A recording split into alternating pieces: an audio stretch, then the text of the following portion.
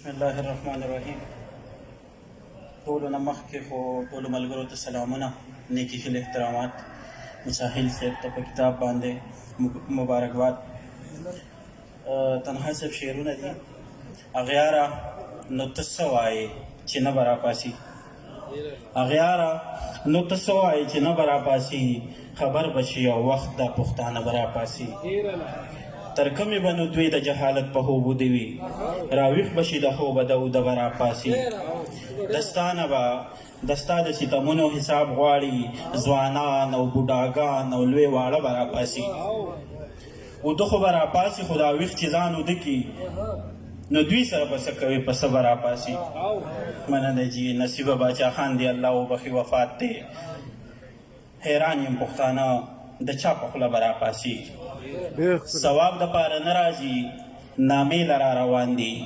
دا بعضې خلک چې کابل را روان دي. ګاونډ کې ګاونډیانې په نهر ودې کېږي، حجیان په کال کې 2 ځله عمرې لرا روان دي. د خپل زړګي په کور کې هرکلی ورته زه وایم، غمونه دې زما زړه ته دمې لرا روان دي. نصیبه دا قصه راته څه ګډه وډه ښکاري، نن بیا ورکره څوک جوړې رشتې لرا روان دي. څه وخت شعرونه وایم تنخوا صاحب بخښنې سره. مودې وشوې زما په زړه درزا راغلی نه ده، هغه چې هغه تلې ده نو بیا راغلی نه ده. زما ورته په شونډو لا خیرې راغلي نه دي، او ما ته یې په شونډو لا دعا راغلی نه ده.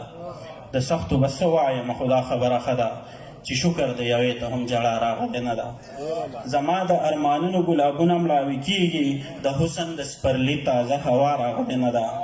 زه هسې په سپومۍ باندې مین یم نصیبه، په ما یې لا یوه کرښه رڼا راغلی نه ده.